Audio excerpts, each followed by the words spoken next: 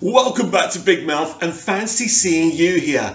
It's happy days, fellow DCEU fans, because Aquaman, according to the experts, will be assured $1 billion at the global box office by the end of its run. Now, we've been kind of talking about this $1 billion amazing treasure chest that Aquaman actually never had the right or the assumption to earn. This was a movie in a franchise coming after a very controversial film that didn't make the money we all expected it. It was Justice League that was expected to make $1 billion or so and hit that mark. But because of the mess and because of what happened with Zack and Joss, that was never going to happen. And the public knew, it was going to be a mess. And this is why many people didn't turn out. So $1 billion for Aquaman. It's on 846 right now. Now, projections are saying by Saturday it'll be 900 million, and they're adding, obviously, they're assuming a few things, but they're saying there's no way, even if you just count Italy and Japan, it's still going to make $1 billion. So this is very, very interesting. By the end of its run, how far near $1 billion or over $1 billion it goes. But I mean, you're talking about a film. You're talking about a Z-graded character that everyone's always laughed at. This is our Ant-Man, if you like. I mean, it shouldn't be, because Aquaman's concept is a wonderful idea. And of course, what James Wan and Will Bill and the other people who wrote the film gave it the gravitas that it deserved. Yes, there's levity, it's light in places, but mostly it's an epic, swashbuckling underwater adventure. But I like how they utilise, above the land as well as, underneath the water as well. That was very clever. But, the success of this film, I mean, people were talking about $1 billion box office even before it was released. I know Ping Pong Flicks was talking about that, and I was getting very excited about that because, a DCEU movie's never hit $1 billion. And I mean, yes, that we are far behind the MCU in that aspect of reaching $1 billion, $2 billion. Obviously, Infinity War reached over $2 billion, did very well, but that was a climax of their first kind of part of their franchise. So that's understandable. But we still, DCEU movies have still done good cash, and we mustn't ever underestimate that. So if we kind of look at the MCU, Iron Man didn't make $1 billion. Iron Man 2 didn't make $1 billion. The Incredible Hulk certainly didn't make $1 billion.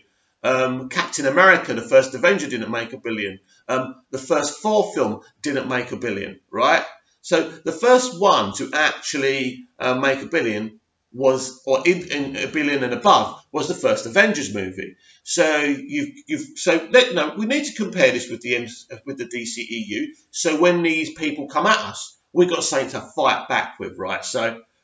So you've got Iron Man, right? You've got Iron Man 2, you've got the Incredible Hulk, you've got Thor, you've got Captain America, the first Avenger. So now let's look at the DCEU. Man of Steel, Batman v Superman, Suicide Squad, Wonder Woman, right? And Justice League.